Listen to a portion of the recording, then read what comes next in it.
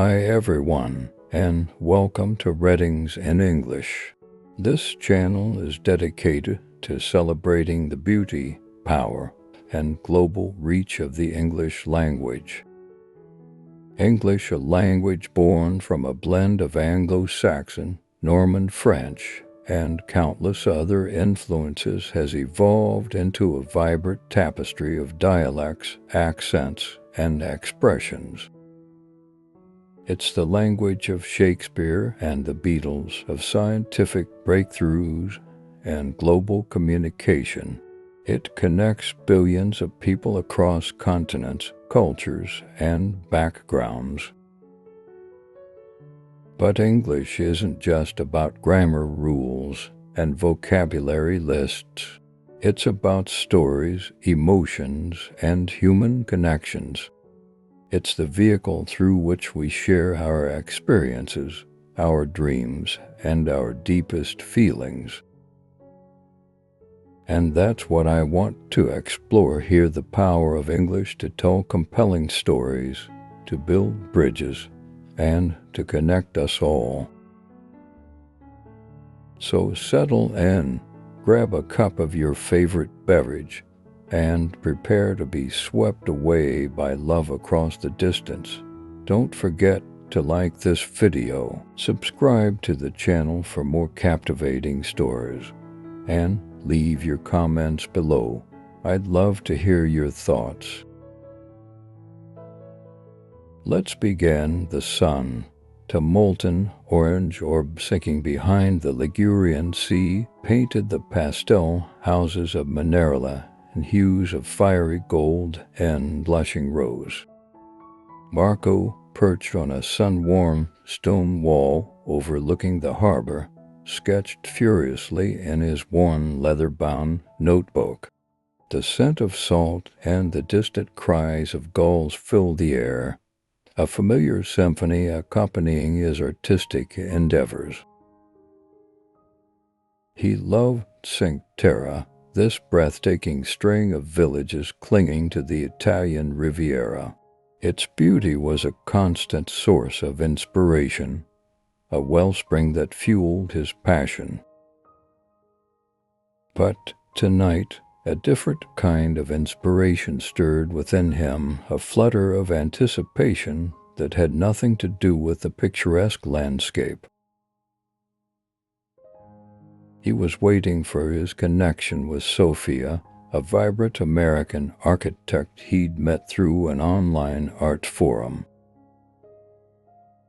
Their conversations, hampered by his limited English, were a thrilling mix of broken phrases, gestures, and shared laughter.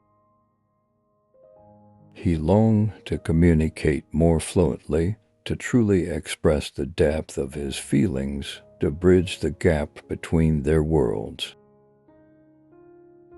Tonight, however, the language barrier felt particularly acute, a frustrating wall between two souls drawn together by a shared love for art and beauty. The pixelated image of Sophia's face flickered onto his laptop screen, a burst of sunshine in his twilight world. Her smile, bright and genuine, was a beacon piercing the digital fog. "Ciao, Marco," she exclaimed, her voice a melodic counterpoint to the gentle lapping of waves outside his window. He replied with a nervous ciao. Sophia, his Italian accent thick, his English vocabulary painfully inadequate. Their conversation, a delightful but often frustrating dance of translation and misinterpretation, began. She described her day in bustling New York City, a world away from his tranquil village. He recounted the vibrant colors of a sunset he'd witnessed, struggling to find the right English words to capture its essence. He used his hands to describe the shape of the clouds, his voice a mixture of Italian and halting English. He felt the familiar pang of inadequacy, the frustration of not being able to fully express himself. He wished he could paint the scene for her, letting the colors speak what his words could not. She laughed, her understanding surprisingly intuitive, despite the language barrier. Their connection, however, transcended words. It existed in shared glances, in the warmth of their smiles, in the unspoken understanding that bloomed between them despite the miles and the linguistic chasm. They talked for hours, their digital connection, lifeline stretching across the ocean, a testament to their growing affection. As the days turned into weeks, Marco and Sophia's nightly video calls became a cherished ritual. Yet, with every conversation, the language barrier loomed larger. A simple question from Sophia about his favorite painting turned into a tangled mess of words, leaving Marco frustrated and embarrassed. "I like the one with colors," he stammered, unable to recall the English term for the kiss by Gustav Klimt. Sophia's expression shifted from curiosity to confusion, and in that moment, Marco felt the chasm between them widen. Their chat ended with an awkward silence, the warmth that once enveloped their interactions, now replaced by uncertainty. Marco sat in his dimly lit room, laptop closed, staring at the blank walls that seemed to close in on him. The weight of his inadequacy pressed down like a heavy stone. He had always found solace in art, but now it felt like a cruel reminder of his limitations. Each painting he had created in the past seemed to mock him for his inability to communicate his feelings to the one person who mattered most. Determined to overcome this hurdle, Marco dove into English learning with renewed vigor. He downloaded language apps, scoured YouTube for tutorials, and practiced speaking in front of the mirror, his reflection offering no judgment, just the silent encouragement he needed. Every new word was a small victory, a step closer to bridging the gap between him and Sophia. However, the journey was not without its challenges. Late one night, Marco attempted to tell Sophia about a beautiful art exhibit he had visited. It was very colors, he fumbled, frustration bubbling to the surface. Sophia's laughter, once endearing, now stung. "Marco, you can do better, just try," she urged, her voice tinged with both encouragement and impatience. That night after their call, Marco slumped against his desk, feeling defeated. Would he ever be able to express the depths of his heart? As he closed his eyes, he could almost hear Nana's voice echoing in his mind, reminding him of the importance of persistence and patience. The following morning, Marco found himself in his Nana's cozy kitchen, the rich scent of simmering tomato sauce filling the air. Nona, with her silver hair pinned up, was the heart of their home, her wisdom woven into the fabric of Marco's life. Today, she noticed the furrow in his brow and the heaviness in his voice. "Caro, what troubles you?" she asked, pouring him a steaming cup of espresso. Marco hesitated, then spilled his frustrations about learning English and his fears of losing Sophia. Nona listened intently, her eyes filled with understanding. Language is like a dance, Marco. You must learn the steps slowly with patience and grace, she advised, her voice warm and soothing. I remember when I came to this country, I could hardly speak a word of English. But I learned it one step at a time. Inspired by her words, Marco decided to take a different approach. He asked Nona to help him with his English. Let's practice together, Nona. Teach me the words of our family recipes, he suggested, his eyes lighting up with determination. Over the next few weeks, their kitchen became a classroom. Nona would share stories from her youth, translating them into English, while teaching Marco the culinary vocabulary. "This is garlic," she'd say, holding up a bulb. "And this is parsley." Marco would repeat the words, his confidence growing with each lesson. The kitchen, once a place for family meals, transformed into a sanctuary where Marco felt safe to stumble and falter. He learned that making mistakes was part of the journey. With each new word, he felt a little closer to Sofia, the distance between them shrinking as he dedicated himself to mastering the language. As Marco practiced, he began to compose a letter to Sofia, pouring his heart into every sentence, carefully choosing words that reflected his feelings.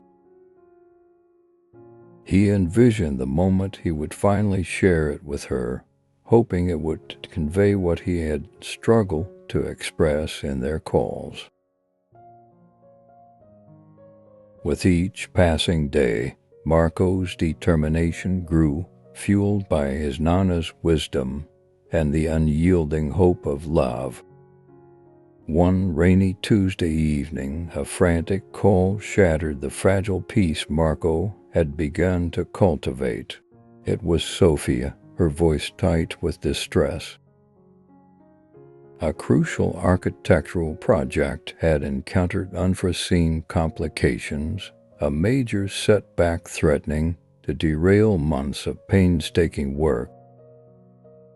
She spoke rapidly, a torrent of technical jargon and stressed explanations that washed over Marco, leaving him utterly bewildered. He could grasp the urgency in her voice, the raw panic underlying her words, but the specifics eluded him. His limited English was a cruel barrier, preventing him from offering the support and understanding she desperately needed.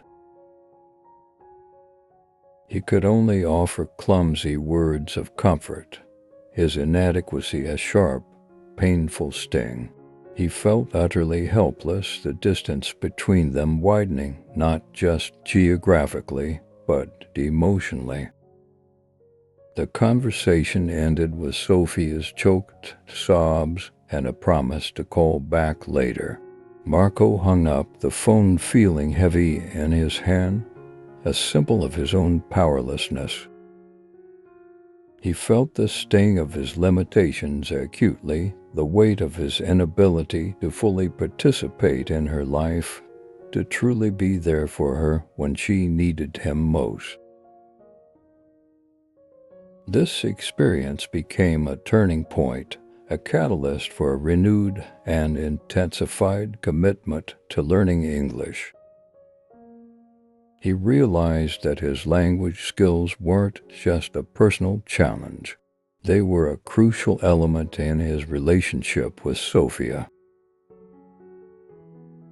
Fueled by a potent cocktail of guilt, determination, and love, Marco embarked on a more structured and intensive approach to learning English. He enrolled in an online course recommended by his Google search, a structured program with interactive lessons, grammar exercises, and opportunities for speaking practice. He dedicated hours each day to his studies, pushing himself beyond his comfort zone. He started watching English language films and TV shows, initially with subtitles, then gradually weaning himself off them. He found himself actively listening to English music, trying to understand the lyrics and appreciate the nuances of the language. He even began to write in English, starting with simple journal entries and then progressing to more complex compositions. Progress was slow but steady. He started to feel more confident in his abilities, his vocabulary expanding, his grammar improving, his pronunciation becoming clearer. He discovered a new sense of empowerment, the feeling of accomplishment with each milestone reached. He started to anticipate his conversations with Sophia with less trepidation and more excitement. The language barrier, once a formidable wall, was now starting to feel like a slightly challenging but ultimately surmountable obstacle. He was building a bridge, one word at a time, connecting his world to hers. The improved fluency wasn't a sudden transformation. It was a gradual evolution, a slow but steady climb. There were still moments of confusion, of stumbling over words, of resorting to gestures and drawn-out explanations, but the frequency of these moments decreased significantly. Marco's newfound confidence was palpable in his interactions with Sophia. Their video calls, once a source of anxiety, now flowed more naturally. He could participate more fully in her conversations, understand her jokes, and share his own thoughts and feelings with greater clarity. Even their silences felt different now, imbued with a shared understanding that transcended words. There was a comfortable intimacy in these pauses, a recognition of their shared journey, of the obstacles they had overcome together. He found himself sharing more about his life, his passions, his fears, and his dreams, revealing facets of himself that had previously been hidden behind the language barrier. He felt a deeper connection with Sophia, a bond strengthened by their shared struggle and mutual support. He was no longer just her online boyfriend. He was becoming her partner, her confidant, her friend. This deepened intimacy brought with it a new level of vulnerability and a renewed appreciation for the preciousness of their connection. He realized that true communication wasn't just about perfect grammar and flawless pronunciation. It was about understanding, empathy, and a shared willingness to bridge the gaps between their two worlds. Sophia, sensing Marco's progress and buoyed by his newfound confidence, suggested a trip. She wanted to visit him in Cinque Terre, to experience his world firsthand. The thought was both exhilarating and terrifying for Marco. He was thrilled at the prospect of seeing her in person, of sharing his home and his life with her, but also apprehensive about the potential for miscommunication and the challenges of navigating a real-world interaction in English.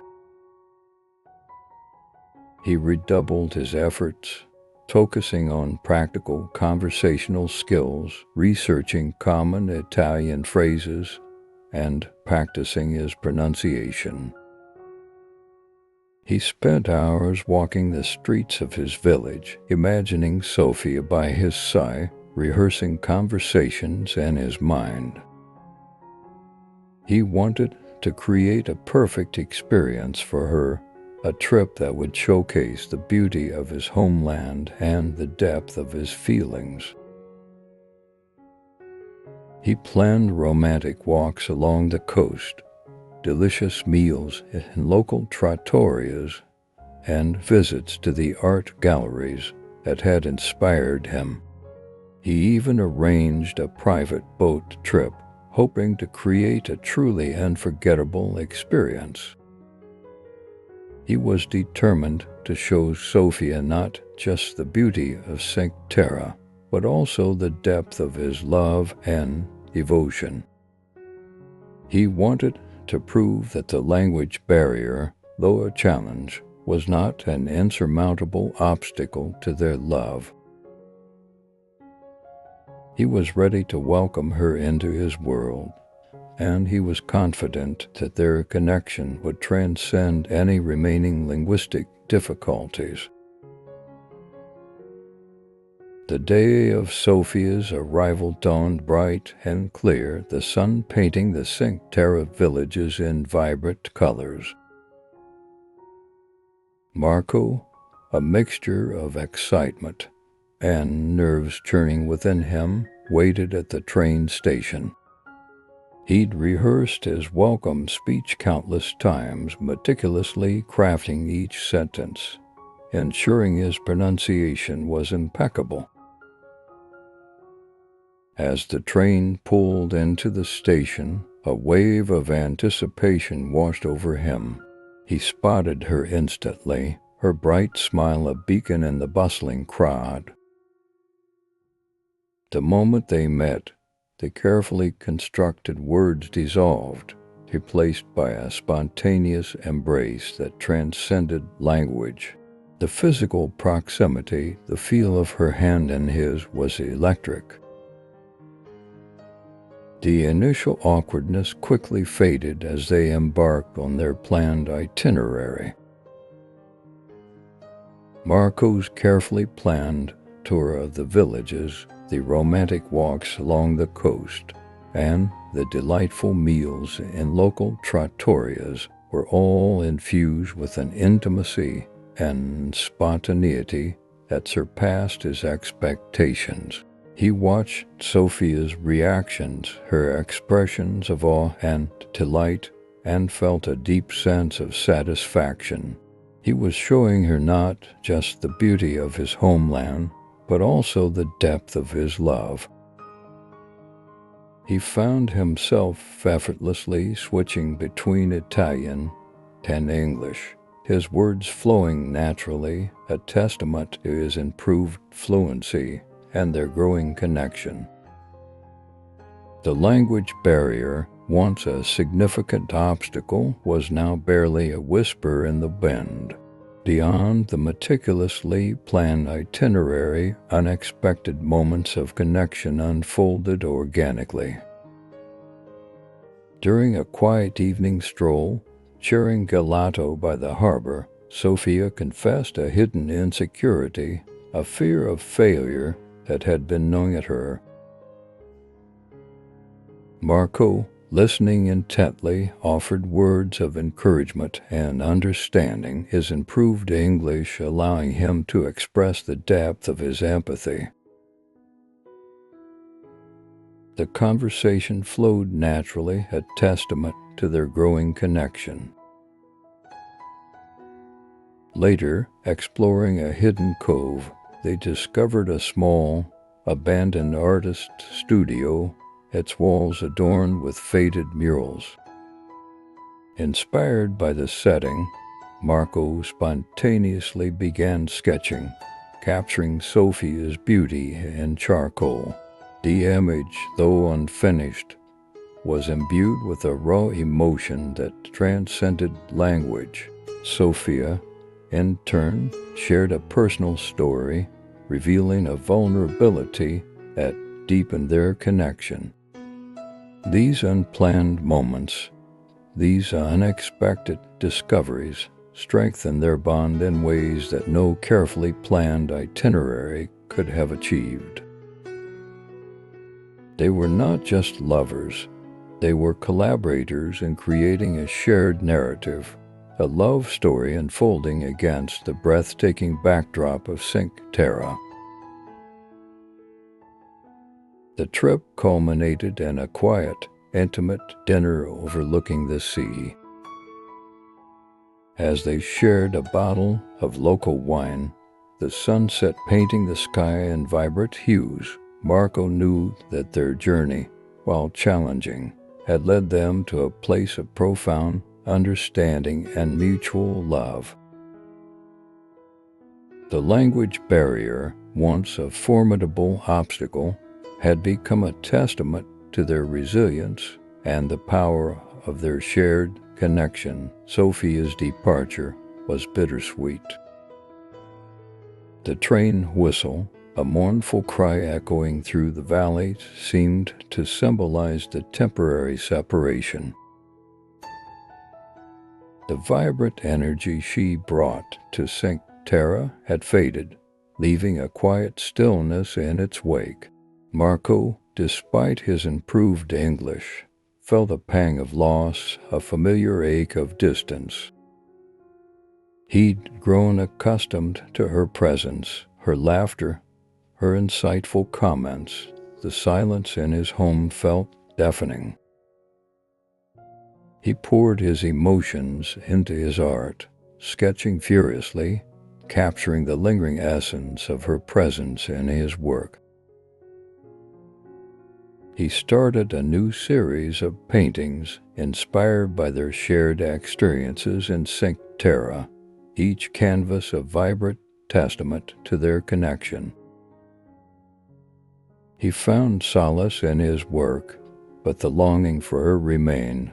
He continued his English studies, driven by a desire to maintain their connection across the miles.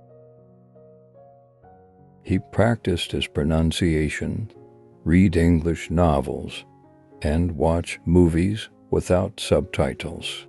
He was determined to be ready for their next encounter, to bridge the gap with even greater fluency. He knew that their relationship was strong, but the distance still presented challenges. He would need to maintain the momentum of his language learning to ensure their communication remained smooth and effortless. The weeks that followed were a blur of video calls, emails, and text messages. Marco's English continued to improve, his confidence growing with each successful conversation. He felt more comfortable navigating the nuances of the language, understanding cultural references, and expressing his thoughts and feelings with greater precision. He even started using more idiomatic expressions, injecting his conversations with a playful spontaneity. He and Sophia explored new ways to stay connected, experimenting with online games and virtual tour. They even tried a collaborative online painting project, using a digital canvas to create a shared artwork, a symbolic representation of their interwoven lives. They planned their next meeting, a trip to New York City, carefully arranging their schedules to make it happen. The anticipation was palpable. Marco knew that this trip would be different. He wouldn't be just a visitor in her world. He would be a participant, an equal partner in their shared life. He started learning about New York City, its culture, its landmarks, and its people. He wanted to be prepared, not just linguistically, but culturally as well. He knew that their relationship was built on mutual respect and understanding. He wanted to show Sophia that he valued her world as much as she valued his. He spent hours researching and planning, creating a detailed itinerary of activities they could enjoy together. He was determined to make this trip a celebration of their connection, a testament to the strength of their love.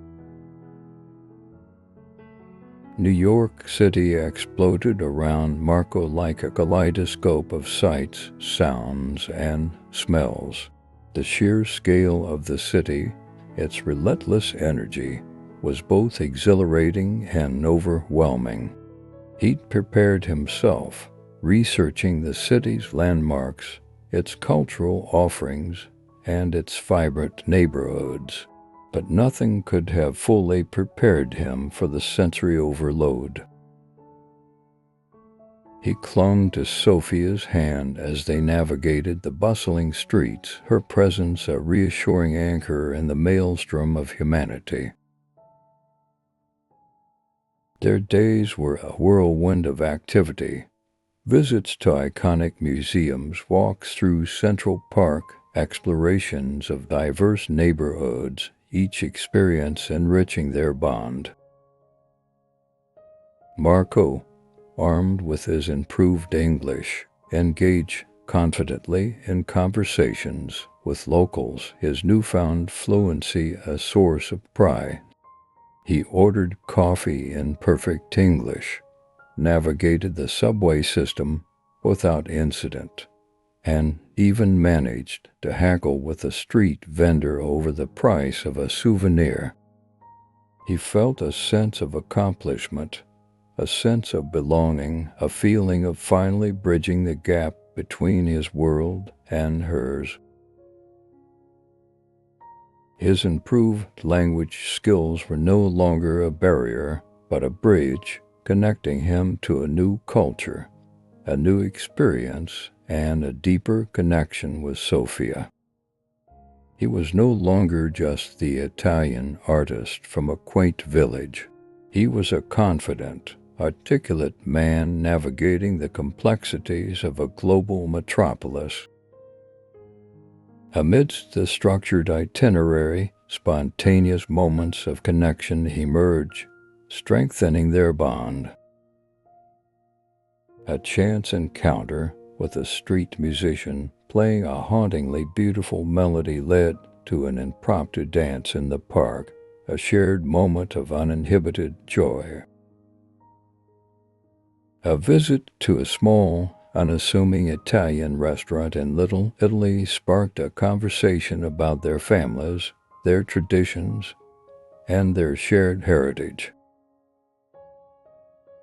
The similarities, the echoes of their cultures, resonated deeply, strengthening their connection.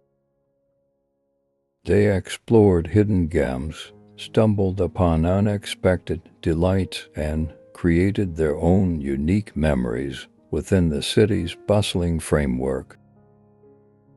One evening, while enjoying a breathtaking view of the city skyline from a rooftop bar, Sophia confessed her anxieties about the future, her concerns about the challenges of a long-distance relationship.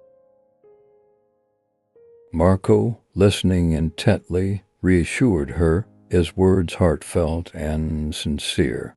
He spoke of their shared journey, of the obstacles they'd overcome, and of the strength of their bond. He spoke of his love, his unwavering commitment, and his dreams for their future together. His words, clear, confident, and filled with emotion, resonated deeply with Sophia. She felt reassured, understood, and loved. The city lights twinkled around them, a silent witness to their shared moment of vulnerability and unwavering commitment. The distance between them no longer felt insurmountable. It was merely a geographical detail in their shared narrative of love, resilience, and unwavering devotion.